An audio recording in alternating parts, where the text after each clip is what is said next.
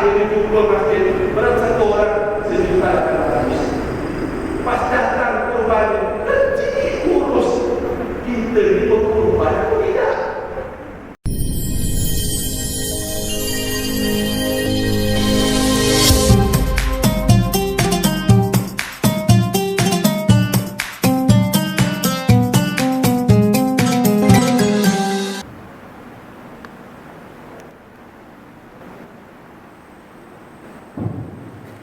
A'udzu billahi minasyaitonir rajim. Bismillahirrahmanirrahim. Assalamualaikum warahmatullahi wabarakatuh.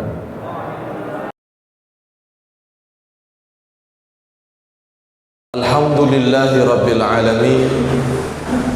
Nahmaduhu wa nasta'inuhu wa nastaghfiruh.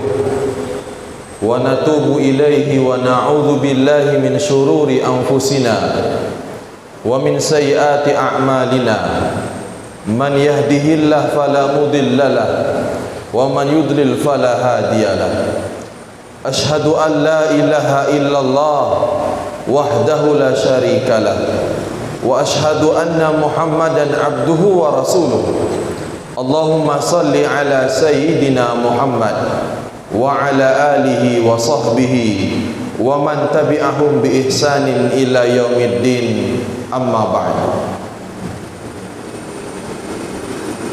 Ketua Masjid Babul Khairat yang sama-sama kita hormati beserta seluruh pengurusnya, kawan-kawan daripada Pemuda Hijrah Selingga yang alhamdulillah pada kesempatan ini banyak yang hadir. Alhamdulillah. Mudah-mudahan semangat para pemuda kita untuk selalu meramaikan majlis-majlis ilmu selalu bertambah semangat dari hari ke harinya, insyaallah. Salawat beriringkan salam semoga akan selalu tercurahkan kepada junjungan besar kita, Nabi besar kita, Nabi Muhammad sallallahu alaihi wasallam, biqaulihi Allahumma salli ala sayyidina Muhammad wa ala ali sayyidina Muhammad. Bapak Ibu yang dirahmati oleh Allah Subhanahu wa taala, sebenarnya jamaah kita yang hadir ini banyak, cuma dikarenakan masjidnya besar jadi nampak sedikit. Kalau seandainya surau ini atau masjid ini kecil, pasti akan nampak banyak. Bapak Ibu yang dirahmati oleh Allah Subhanahu wa taala, malam ini kita masuk tanggal 9 Zulhijjah. Artinya malam ini masuk tanggal 9 Zulhijjah, dan besok kita akan insyaallah melaksanakan puasa sunnah Arafah, insyaallah.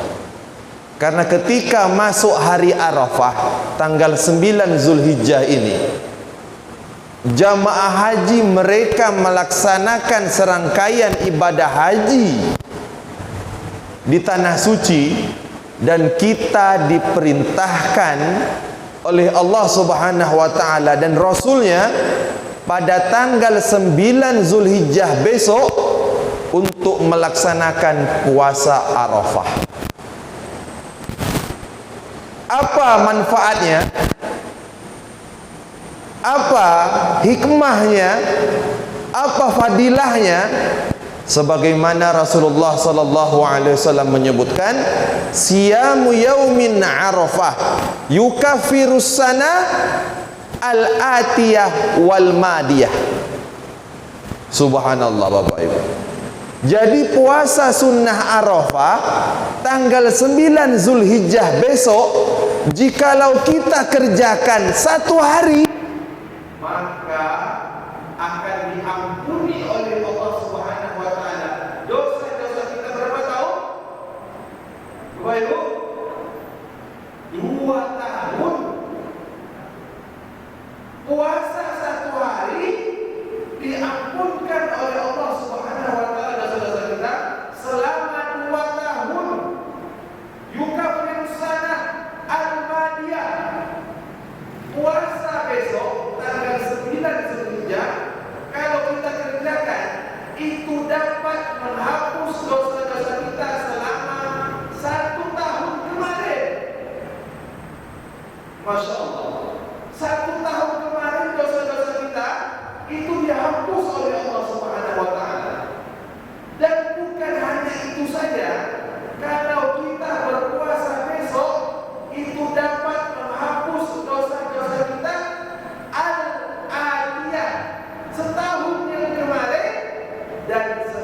tahun yang akan datang. Jadi Bapak Ibu yang dirahmati oleh Allah Subhanahu wa taala, saya mengajak kepada kita semua, besok kita puasa sunnah Arafah. Saya tak tahu Ustaz nak lapas niatnya. Bapak Ibu boleh pakai bahasa kita. Aku berniat puasa sunnah Arafah besok karena Allah Subhanahu wa taala. Itu sudah sah, itu sudah cukup. Bapak Ibu yang dirahmati oleh Allah Subhanahu wa taala, sebagaimana tema yang sudah beredar di bulan Zulhijjah ini, apa yang nak kita ceritakan ini? Apa yang nak kita sampaikan ini? Kita nak sampaikan, yang nak saya sampaikan adalah kita diingatkan kembali tentang kisah Khalilullah, tentang kisah Nabi Allah Subhanahu wa taala. Siapa itu Bapak Ibu? Nabi Ibrahim alaihi salam beserta keluarga. Kenapa kita diceritakan tentang kisah Nabi Ibrahim ini? Karena Bapak Ibu, kita bahkan Nabi Muhammad sallallahu alaihi wasallam harus mengambil contoh daripada kehidupan Nabi Ibrahim alaihissalam beserta keluarganya. Sebagaimana Allah Subhanahu wa taala sudah katakan dalam Al-Qur'an. Apa kata Allah? Qad kanat lakum uswatun hasanah fi Ibrahim wal ladzina ma'ahu. Apa kata Allah Subhanahu wa taala? Sudah terdapat contoh yang baik, suri tauladan yang baik pada siapa Bapak Ibu? Pada diri Nabi Muhammad, pada diri Nabi Ibrahim dan keluarganya. Inilah yang membuat kita, bahkan Nabi Muhammad SAW harus mengambil contoh pada diri Nabi Ibrahim alaihissalam. Bapak Ibu yang dirahmati oleh Allah Subhanahu wa taala, pada kesempatan ini ada 4 pelajaran atau hikmah yang bisa kita ambil daripada kisah Nabi Ibrahim alaihissalam beserta keluarga. Kita dengarkan baik-baik, kita simak baik-baik, mudah-mudahan dapat manfaat untuk kita semua. Yang pertama Bapak Ibu yang dirahmati oleh Allah Subhanahu wa taala, berhusnuzon kepada Allah Subhanahu wa taala, berbaik sangka kepada Allah Subhanahu wa taala. Pada suatu hari Nabi Ibrahim alaihissalam terbangun daripada tidurnya. Ketika Nabi Ibrahim terbangun daripada tidurnya, tiba-tiba Bapak Ibu, dia mengajak istri Siti Hajar untuk bersiap-siap melakukan perjalanan yang sangat jauh. Bapak Ibu ingat tak? Waktu itu Siti Hajar baru melahirkan. Nabi Ismail masih merah, masih bayi, belum disapih. Tiba-tiba Nabi Ibrahim bangun daripada tidurnya, ngajak Siti Hajar, siap-siap deh, kita nak melakukan perjalanan yang sangat jauh. Istri yang soleha, istri yang beriman, yang bernama Siti Hajar, taat, patuh kepada suaminya. Itu makanya Bapak Ibu yang dirahmati oleh Allah Subhanahu wa taala, rumah tangga itu letak kuncinya kepada siapa Bapak Ibu? Istri. Maka Nabi Ibrahim pernah mengajarkan kepada Ismail alaihissalam untuk menceraikan istri Nabi Ismail itu sampai dapat Siti Hajar. Karena apa Bapak Ibu? Istrinya bukan orang yang soleha, bukan orang yang taat kepada suami. Nabi Ibrahim alaihissalam mengajak istrinya Siti Hajar untuk siap-siap melakukan perjalanan yang sangat jauh. Dia nurut saja, dia taat saja. Akhirnya Bapak Ibu, Nabi Ibrahim berangkat, bawa istri dan anak, naik hewan tunggang. Apa yang dilewatinya? Nabi Ibrahim beserta keluarganya melewati pepohonan, melewati padang pasir yang gersang, lewat lembah, sampailah mereka ke Jazirah Arab, dan akhirnya mereka tiba di mana? Tiba di sebuah lembah yang kering kerontang, tandus, panas, tidak ada kehidupan di dalam. Tidak ada orang yang lewat, tidak ada tanaman, tidak ada air. Tempat itu menunjukkan bahwasanya di tempat itu tak ada kehidupan. Bapak Ibu yang dirahmati oleh Allah Subhanahu wa taala, setelah itu Nabi Ibrahim turun daripada hewan peliharaan, menurunkan istri dan anaknya. Apa Bapak Ibu yang terjadi? Sudah itu Nabi Ibrahim tiba-tiba nak pergi, nak tinggalkan istri dengan anaknya. Siti Hajar baru selesai melahirkan, belum lepas hari, anaknya masih bayi. Tiba-tiba Nabi Ibrahim meninggalkan istri dan anaknya. Apa kata Siti Hajar? Siti Hajar terperangah, Siti Hajar terkejut, Siti Hajar heran. Apa kata Siti Hajar? Wahai suamiku, apakah engkau tega meninggalkan kami di tempat yang gersang seperti ini? Apa Bapak Ibu? Kata Nabi Ibrahim, diam, tak bercakap. Ditanya lagi, wahai suamiku, engkau tega meninggalkan kami di tempat yang gersang seperti ini? Apa kata Nabi Ibrahim? Diam, tak bercakap kataku. Kemudian Bapak Ibu yang dirahmati oleh Allah, Siti Hajar tahu Nabi Ibrahim ini nak pergi karena perintah dari Allah Subhanahu wa taala. Apa kata Siti Hajar? Wahai suamiku, engkau nak meninggalkan kami ini betul memang karena perintah dari Allah Subhanahu wa taala. Apa jawab Nabi Ibrahim? Kata Nabi Ibrahim cuma jawab, benar. Ya Allah, Bapak Ibu yang dirahmati Allah. Wahai betul-betul perintah Allah Subhanahu wa taala, kami tidak. Bapak pernah dapat dengan istri bapak ketika pergi berdakwah, ketika pergi nak cari nafkah.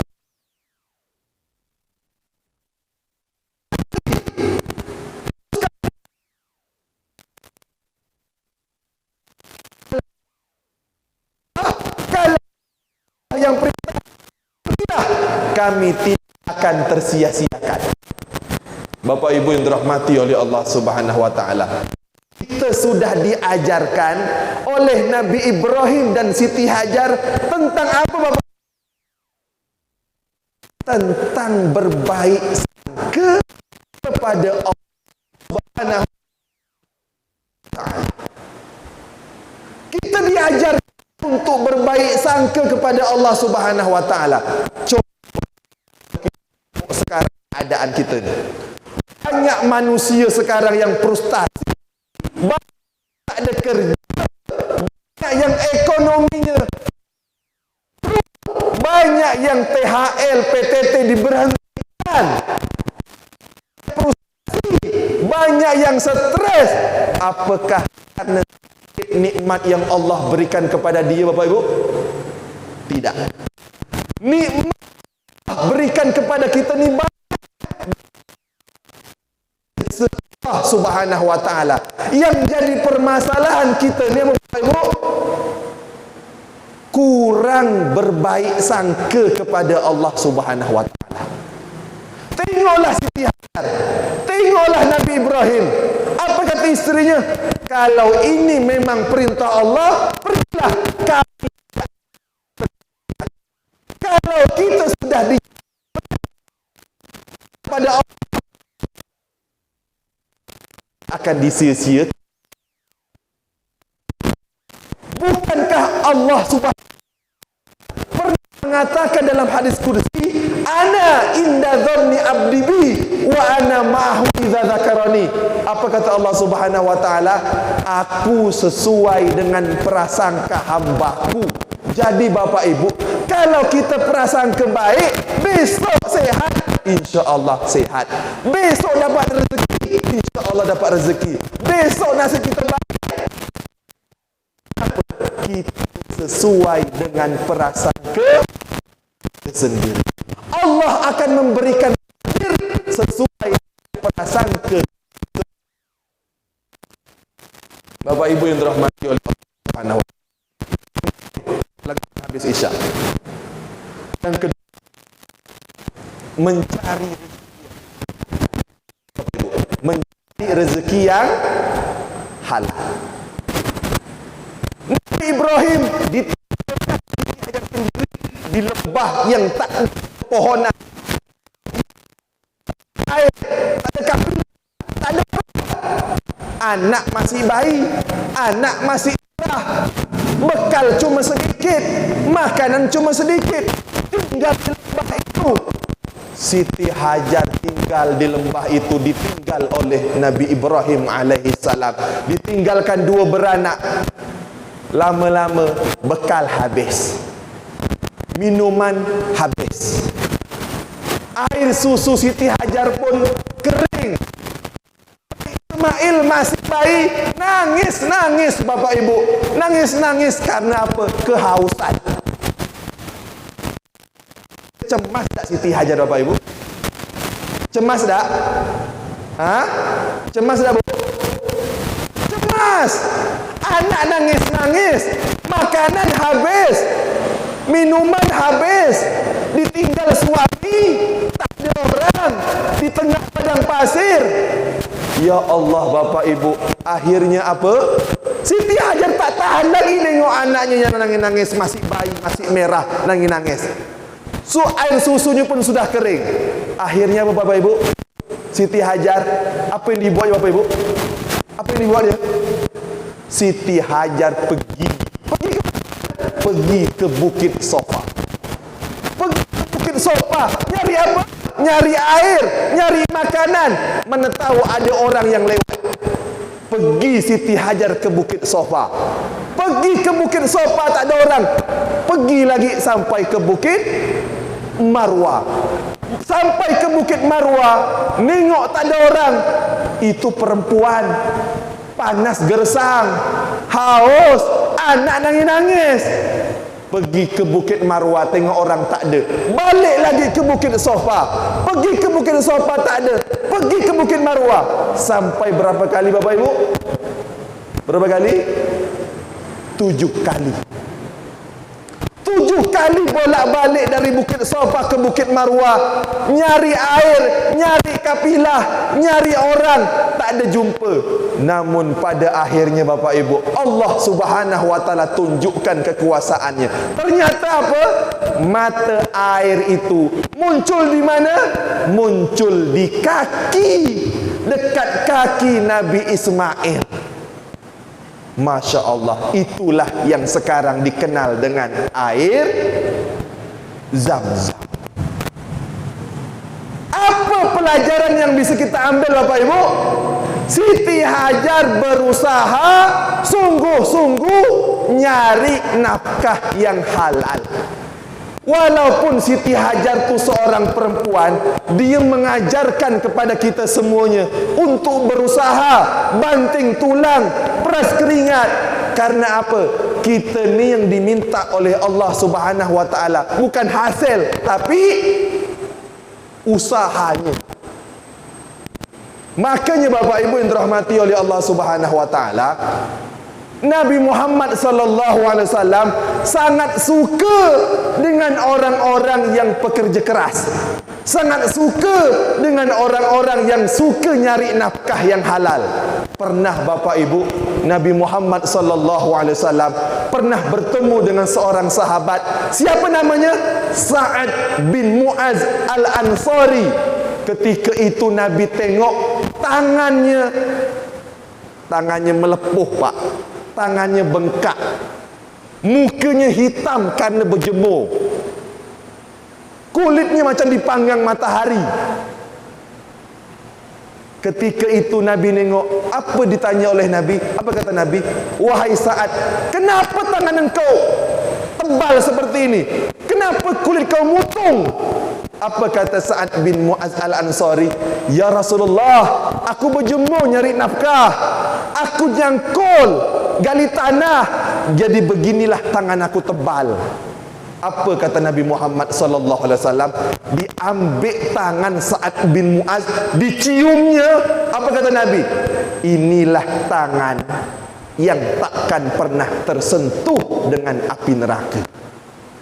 Bapak Ibu yang dirahmati oleh Allah Subhanahu wa taala. Kita menganggap sekarang surga itu untuk ustaz saja, untuk orang soleh saja, untuk orang pandai ngaji saja. Bapak Ibu cari nafkah betul-betul, cari nafkah yang halal, banting tulang peras keringat, insya-Allah tubuh Bapak Ibu takkan tersentuh dengan api neraka. Makanya Bapak Ibu yang dirahmati oleh Allah Subhanahu wa taala, kita diajarkan, walaupun itu Siti Hajar perempuan, kita diajarkan untuk berusaha mencari rezeki yang halal. Padahal Bapak Ibu, kalau kita nak fikir-fikir, untuk apalah Siti Hajar pergi ke Bukit Sofa, pergi ke Bukit Marwah? Itu ada di telapak kaki Nabi Ismail. Tapi Allah nak mengajarkan, kalian kalau nak dapat rezeki, kalian kalau nak sukses, harus berusaha. Makanya dalam Al-Quran Allah Subhanahu wa taala mengatakan, fa idza qudiyatis shalah fantashiru fil ard wabtaghu min fadlillah. Kalau sudah solat, kalau sudah sembahyang, pergilah cari rezeki, pergilah cangkul, pergilah ke laut. Bapak Ibu yang dirahmati oleh Allah, itu pelajaran yang kedua. Cukup Pelajaran yang ketiga. Apa itu Bapak Ibu? Berkorban untuk Allah Subhanahu wa taala. Bapak Ibu yang dirahmati oleh Allah Subhanahu wa taala, Nabi Ibrahim lah lama tak dapat anak.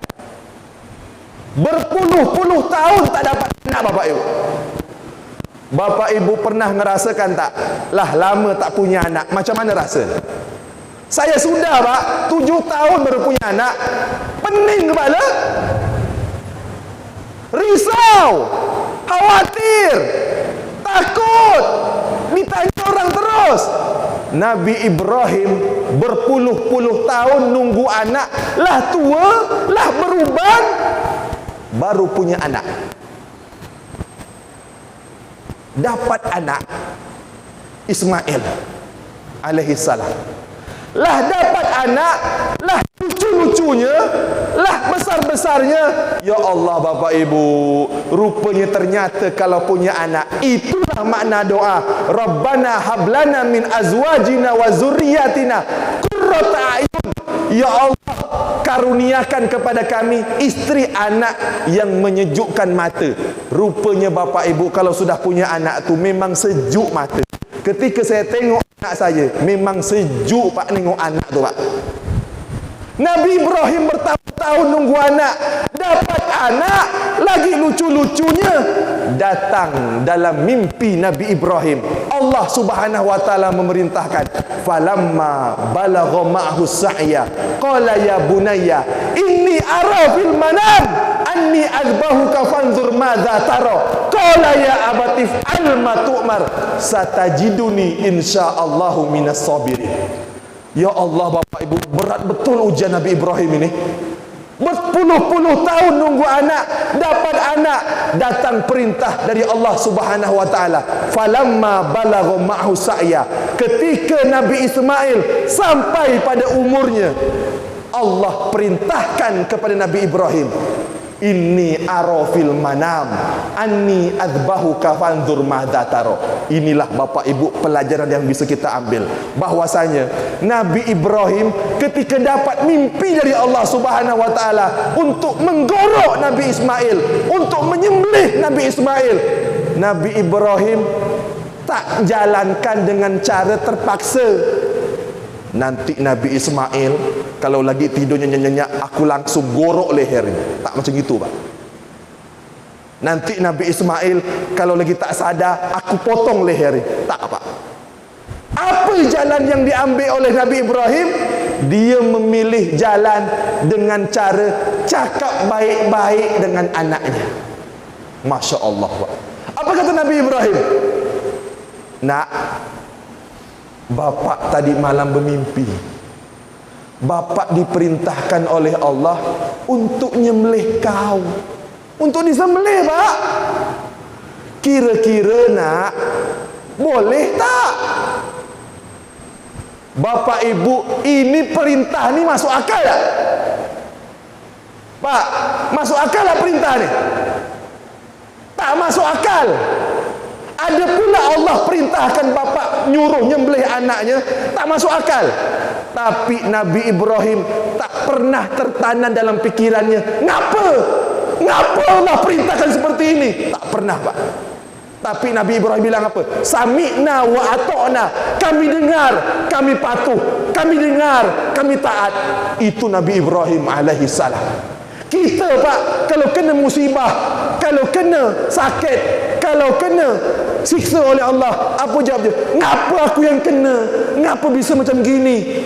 Tak pernah Nabi Ibrahim bilang, ngapa disuruh sembelih? Tak pernah. Tapi Nabi Ibrahim, Bapak Ibu, milih cakap baik-baik dengan anaknya. Nak, bapak bermimpi diperintahkan oleh Allah untuk nyembelih kau. Boleh tak? Bapak Ibu, apa kata Nabi Ismail? Ya abatif al-matu'man. Pak, kalau itu memang sudah perintah Allah, kerjakanlah. Ya Allah, Bapak Ibu. Pernah tak Bapak Ibu jumpa anak macam gitu? Pernah tak ketemu anak macam gitu? Nak, pergilah kau ke masjid, nak. Nak, pergilah kau ngaji, nak. Nak, masuk pesantren lah kau, nak. Pernah tak anak kita jawab, Pak, kalau itu memang perintah Allah, saya siap. Pernah tak, Pak? Tak ada, Pak. Bapak Ibu yang dirahmati oleh Allah, ini ada pelajaran yang harus kita ambil, ada hikmah yang harus kita ambil. Apa itu? Di dalam Al-Quran Allah menceritakan bahwasanya yang paling banyak bercakap dengan anak, bapak atau mak? Bapak Ibu, di dalam Al-Quran, kalau bapak ibu tengok dalam Al-Quran, yang paling banyak bercakap dengan anak bukan mak, tapi bapak. Yang mestinya banyak bercakap dengan anak bukan emak, tapi bapak. Tapi tengok Bapak Ibu, umat Islam meninggalkan konsep Al-Quran. Tengok sekarang, yang pemuda-pemuda rasakanlah, jujurlah, ikat yang pemuda-pemuda ni, yang paling banyak bercakap dengan ikat di rumah, emak atau bapak? Siapa? Emak. Mestinya yang paling banyak bercakap dengan anak bukan emak, tapi bapak. Bapak kerjanya apa di rumah, Bapak Ibu? Kalau tak marah, perintah. Itu kerja bapak. Bapak-bapak selama ini di masyarakat kita ni dengan anak, kalau tak perintah, marah. Selainnya diam, membisu. Makanya sekarang dikenal di dunia internasional dengan istilah bapak bisu, ayah bisu, bapak yang tak pandai bercakap dengan anak. Tengoklah sekarang Bapak Ibu, bapak tak pandai bercakap dengan anak. Kalau dengan anak diam, tapi kalau di kedai kopi bercakap macam-macam bercakap. Akhirnya Bapak Ibu, akhirnya apa yang terjadi? Anak laki-laki kita karena banyak tak bercakap dengan bapaknya, kurang naluri kelelakiannya. Tengok Pak, di rumah yang paling banyak bercakap dengan anak laki-laki kita siapa? Emak. Di sekolah, tengok sekolah SD, tengok sekolah SMP, tengok sekolah SMA, yang paling banyak jadi guru laki-laki atau perempuan? Bapak tengok ke sekolah TK, tengok ke sekolah PAUD sana, tengok ke sekolah-sekolah sana, guru paling banyak laki-laki atau perempuan? Perempuan. Di rumah banyak bercakap dengan perempuan, di sekolah banyak bercakap dengan perempuan. Apa yang terjadi? Anak laki-laki kita besar jadi banci. Anak laki-laki kita besar jadi bencong. Tengok bapa ibu di sekolah-sekolah tu, tengok anak-anak laki-laki kita sekarang. Apa? Naluri kelelakiannya tak ada. Banyak jadi banci, banyak jadi bencong. Kalau sudah banyak jadi bencong, banyak LGBT, banyak homo. Siapa yang salah? Orang tua yang salah. Tengoklah Nabi Ibrahim. Dia bercakap dengan anaknya. Nak, bapa diperintahkan untuk nyembelih kau. Kira-kira boleh tak bapak nyembelih kau? Apa kata anaknya? Buatlah pak. Kalau itu memang sudah perintah Allah, kerjakanlah pak. Tapi Nabi Ibrahim, bapak ibu yang dirahmati oleh Allah Subhanahu wa taala, bukan seorang nabi kalau bukan seperti itu. Bukan orang yang soleh seperti itu. Nabi Ibrahim tanda nyembelih anaknya depan ibunya. Karena kalau dia nyembelih depan ibunya, pasti ibunya tak tahan. Ibu yang mana nak tengok anaknya disembelih? Tak mungkin Nabi Ibrahim, wahai Siti Hajar, engkau di sini, aku nak nyembelih anak kau. Tak mungkin, Pak. Tapi Nabi Ibrahim memilih ngajak Ismail pergi ke tempat yang sepi supaya Siti Hajar tak tengok. Ketika Nabi Ibrahim nak nyembelih, Allah Subhanahu wa taala ganti dengan seekor kambing kibas. Rupanya ini adalah ujian dari Allah Subhanahu wa taala. Rupanya ini adalah ujian daripada Allah Subhanahu wa taala. Artinya apa Bapak Ibu? Kita ini diajarkan oleh seorang bapa dengan anak untuk berkorban untuk Allah Subhanahu wa taala. Jangankan harta, jangankan rumah, nyawa kami korbankan. Tapi Bapak Ibu yang dirahmati oleh Allah, tengok sekarang umat Islam macam mana. Tengok sekarang masyarakat kita macam mana. Kata Rasulullah, macam buih di lautan, ghusaun ka ghusai sail, macam buih di lautan. Apa penyakitnya? Cinta dunia, takut mati. Itulah sekarang orang kita sekarang. Bapak Ibu, jangankan nak mengorbankan nyawanya, jangankan nak mengorbankan dirinya, nak berkurban pun tanda. Betul Bapak Ibu? Pak, banyak masyarakat kita nak berkurban. Banyak. Susah Pak. Tak mau berkorban. Padahal kata Allah apa? Inna a'toinakal Kautsar. Apa Pak arti inna a'toina al-kal kautsar? Artinya adalah, wahai manusia kata Allah, aku sudah beri kepada engkau nikmat banyak. Kita ni diberi nikmat oleh Allah banyak Pak. Punya rumah, punya kendaraan, punya kebun. Banyak duit kita ni Pak. Banyak harta kita ni Pak. Tapi yang jadi masalah apa? Kita ni pura-pura tak tahu. Ngapa tak kurban? Utang banyak. Kenapa tak kurban? Duit tak ada. Pak, ada orang miskin di tempat kita. Ada orang tukang mulung di tempat kita. Apa kerja dia? Tahun kemarin dia mengumpulkan duit sehari 5.000, sehari 5.000. Akhirnya dapat dia berkurban. Ingat Bapak Ibu yang dirahmati oleh Allah Subhanahu wa taala, Nabi pernah mengatakan, "Man kana lahu sa'ah falam yudahi fala yakrabna maslana." Apa Bapak Ibu kata Rasulullah? Ini pesan Rasulullah Bapak Ibu. Ini pesan untuk kita semua kata Rasulullah. Barang siapa punya kemampuan, punya kelebihan harta, punya kemampuan tapi tak berkorban, jangan dekat-dekat surau, jangan dekat-dekat masjid. Kalau bisa jangan masuk masjid. Macam mana Bapak Ibu? Keras dari Rasulullah. Kata Rasulullah, "Man kana lahu sa'ah falam yudahi fala yakrabna maslana." Barang siapa punya kemampuan, punya kelebihan harta, tanda berkurban, jangan masuk masjid, jangan dekat masjid. Karena apa? Kita tanda berkurban. Padahal rezeki kita yang diberikan oleh Allah ni banyak. Kalaupun nak berkurban, milih surau tu berapa sekor. Surau tu seorang berapa? 2.500.000. Mahal lah. Pergi ke situ, berapa?